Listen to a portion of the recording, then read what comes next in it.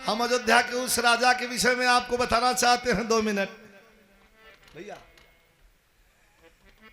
भोर का वक्त है, हरिश्चंद्र को कौन नहीं जानता। निर्गुण का पक्ष है लेकिन कहानी का भाव है। अपने शयन कक्ष में आराम कर रहे हैं, भोर में स्वप्न आया और सपना यह आयल कि कोई दान मांग रहा है और हम दान दे रहे हैं। तो सपना झूठा होला, सपना सत्य भी होला। नींद जब टूटी 5:30 बजे भोर में, तो सचमुच राजा के सामने विश्वामित्र मुनि खड़े हैं, मुस्कुरा रहे हैं। राजा हरिश्चंद्र कहते हैं, रे ऋषिराज आपका आगमन कहाँ? हाँ, दान मांगने आया हूं, मैं दान मांग रहा हूं, आप दे रहे हैं राजन। राजा से यही गलती हो उठी। बड़ा रुआब में आके राजा कहें कि तब कुछ और मांग लो। विश्वामित्र मुनि कहे आए अभय और देवा कतराऊ का मांगा कहे नहीं दे। कहा सब कुछ दे दिए हो दान में राजन। 100 असरफी सोने की मोहर कम हो रही है, दे दो। बुला करके संतरी से दे दिया चाबी खजाने की। राजा कहा कि खजाने की चाबी बगल में है, उठा लो, खोल लो, दरवाजा निकाल के 100 असरफी दे दो। विश्वामित्र मुनि ने कहा कि खजाने की चाबी भी दान में दे दिए हो रात में राजा। ये रात में आपने खजाने की चाबी भी दे दिया है। अरे चाबी की बात छोड़ दो, ये बेशकीमती आभूषण जो तुम्हारी रानी पहनी है और जो तुम्हारे शरीर पर ये हीरा पन्ना पुखराज गजे हुए हैं, सब कुछ दे दिए हो। 100 असरफी 100 सोने की मोहर के कर्जदार हो गए। कहां से दोगे? कहां दूंगा। पुराने कलाकार स्वर्गीय बुल्लू उस्ताद गावत रहलन, हम लोग बचपन में सुन रही। ये काशी में बिकाए बदे आ गए अपने बेटा रोहित कुमार के साथ और रानी तारामती के साथ, और यह कहत रहलन कि दास कोई दासी हो काशी की नगरी, धर्म करनवा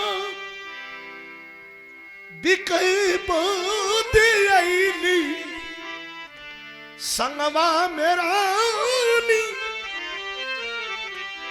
हाय रतनवा आईली, बंधन से कोई छोड़ा लेवे हो काशी के नगरिया। रामनगर के राजा का दरवाजा धड़ाक धड़ाक बंद होने लगा। अरे बाप रे बाप, धर्म बिकने आया है, धर्म को कौन खरीदेगा? अरे ना बाबा ना। शराब की बोतल ढाल रहा अपने हाथों से, तस्मशान घाट पर बैठा कल्लू डोम, डोम के तब से डोम राजा कहल जाला, वहीं से दौड़ा, कहा मैं खरीदूंगा।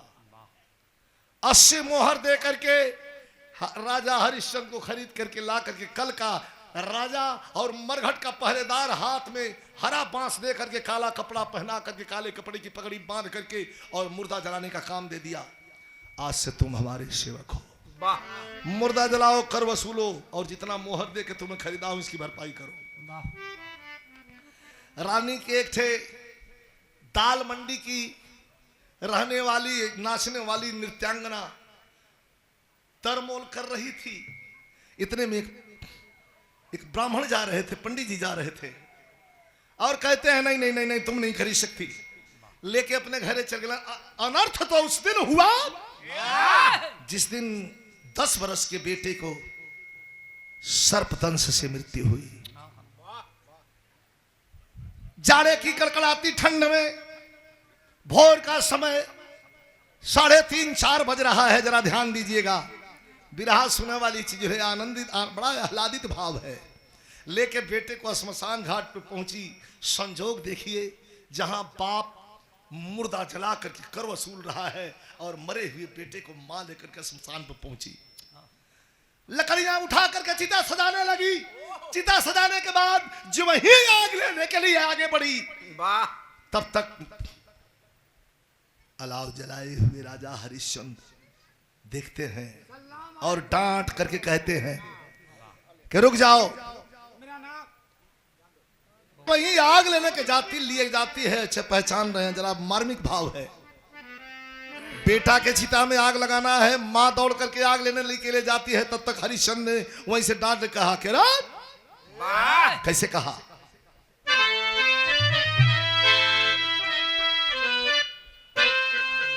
डांट करके रोकते हैं कि रुक जा, रुक जा अरे नादान,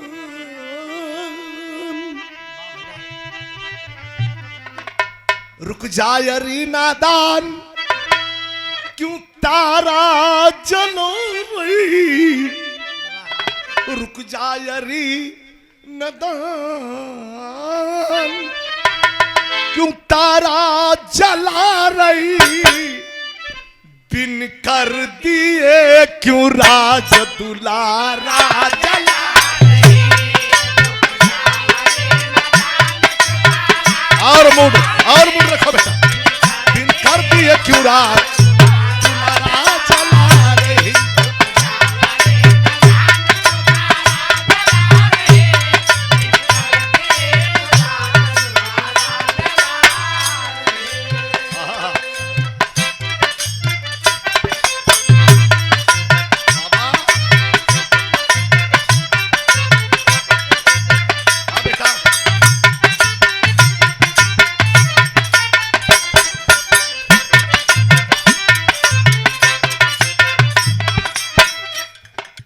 बैठा हुआ जाड़े की रात में देख रहा है राजा की रानी हमारी है और ये चिता पर सुलाया गया बेटा भी हमारा है, लेकिन बंदिशें हैं। बिन कर दिए क्यों राज दुलारा जला रही। हे रानी, अरे मरघट, ये मरघट है, मैं यहाँ का नौकर हूं। अरे मरघट पे कोई मेरा न अपना पराया,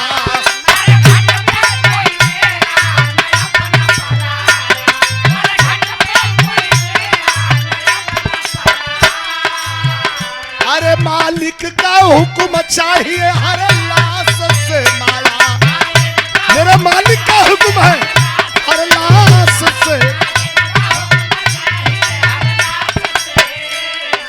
तो क्यों तोड़ के उसूल, क्यों तोड़ के उसूल हमारा जला रही, क्यों तोड़ के उसूल हमारा चला रही। अरे बिन कर दिए क्यों राज दुलारा जला रही।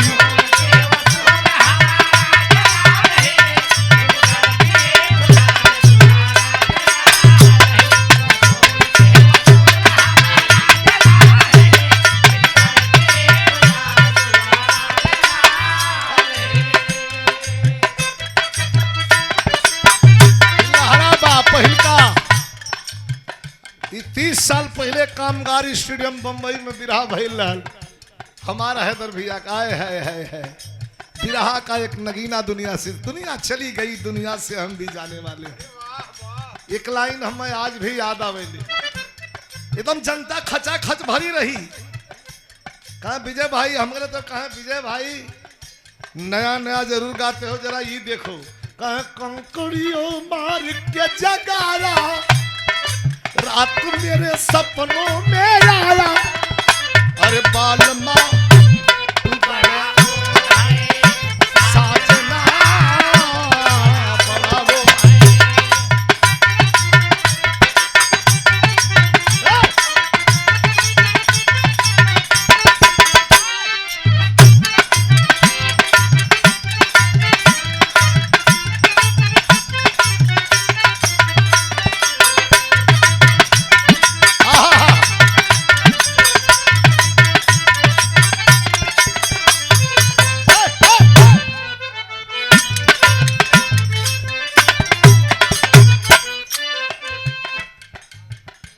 डांट करके राजा कहते हैं रानी, बात ही बातों में समझाते हैं। क्या कह रहे हैं हरिश्चंद्र, कल्लू डोम के नौकर हूं मैं, और मैं बिना कर लिए आग नहीं दूंगा तुम्हें। अरे स्वामी आप मुझे पहचानते नहीं, कहा एकदम ना। सुनो, अरे धीरज का इम्तिहान गए,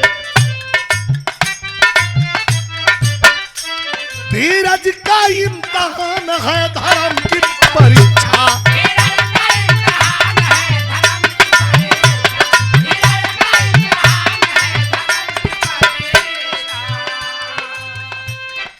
संदेश देने वाला प्रेम का यदकुल भूषण यादवेंद्र भगवान श्री कृष्ण और राधा के प्रेम को दर्शाया गया है।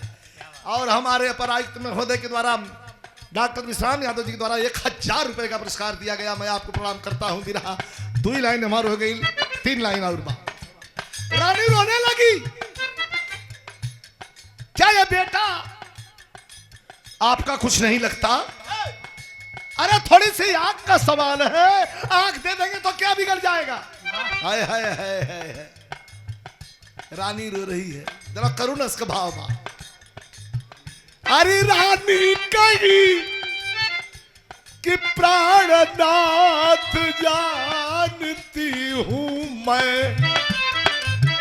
अरे यादर सयार फर्ज को पहचानती हूं मैं।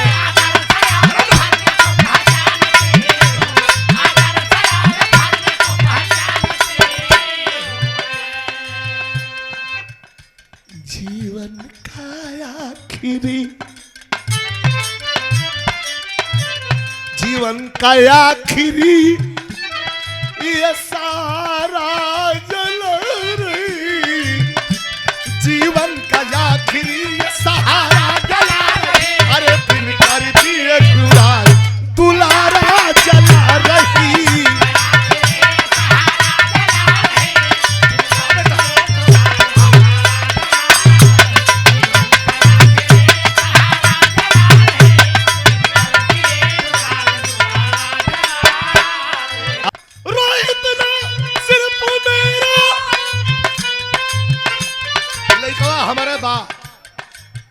अरे रोहित ना सिर्फ मेरा, ये आपका भी है।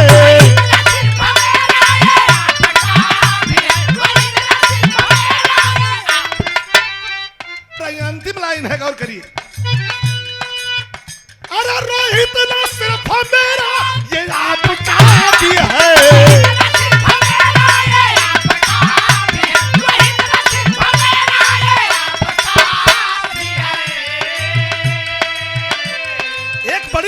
ऊंची बात रानी कर रही है, माता के साथ साथ, माता का साथ साथ फर्ज बाप का भी है।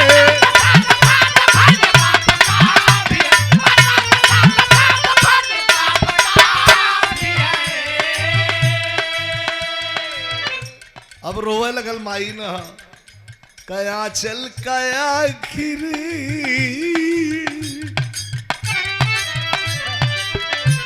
आचल कया खिरी ये किनारा जला रही, आचल कया खिरी ये किनारा जला रही रे। दिन कर दिए गुरा दुलारा जला रही।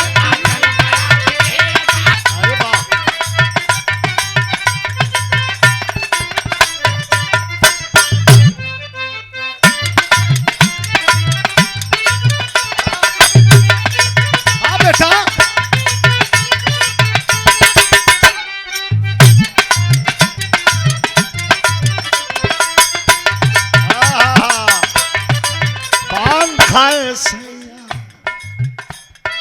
पान खाए सैया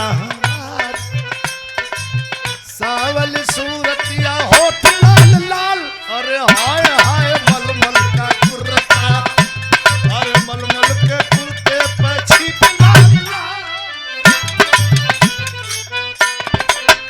ये सब थोड़ा थोड़ा बीच में लहरा।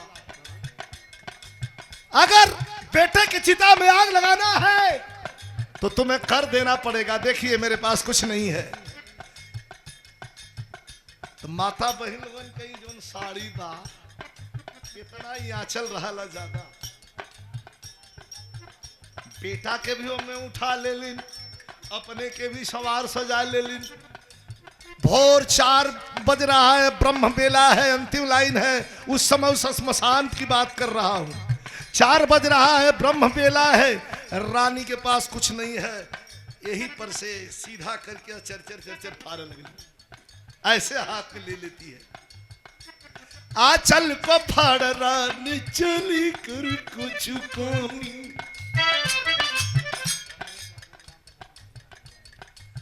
रमेश यादव शानदार ग्राम प्रधान मोहिया हिंदवानी से ये 500 रुपए का पुरस्कार दिया गया। भैया की पढ़ा।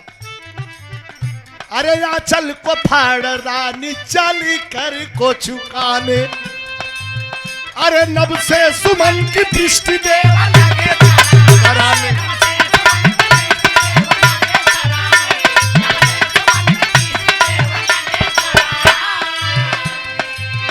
के आजा झूमी झूमी,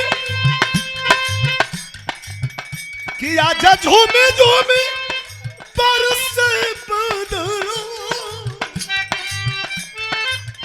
भीजरानी कपामदरी चरवा, अचरवा रे अचरवा रे।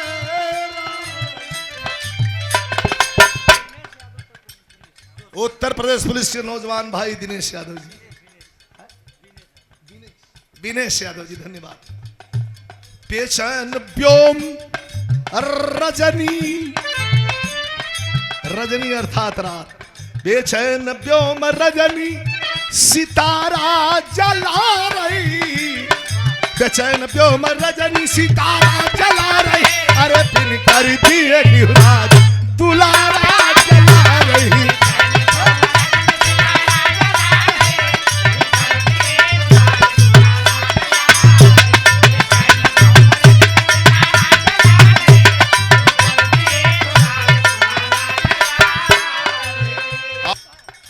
एकागा एकागा एकागा बतला द पड़ी तोरी पावर, एकागा बतला द पड़ी तोरी पावर, ना जाने मोर पिया बसे कौन का। एकागा बतला द पड़ी तोरी पावर, ना जाने मोर पिया बसे कौन का। कागारे कागारे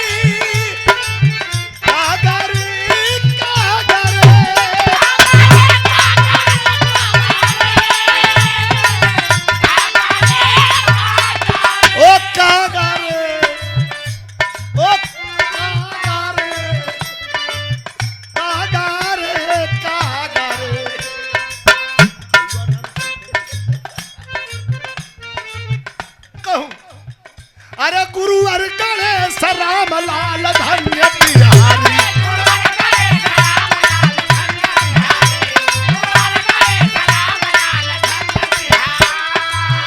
अरे गुरु राम देव चंद्रिका बिन सुनी फुलवारी।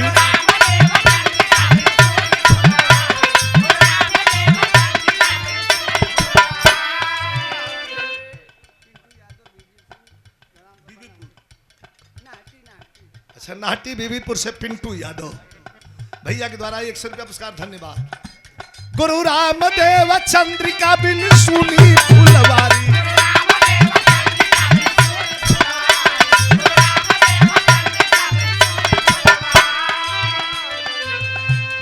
विजयी कलम कबीर की, विजयी कलम कबीर की, अरे कारा जला रही, विजयी कलम कबीर की, अरे कारा जला रही, अरे बिन कर दिए क्यों राज दुला रात चला।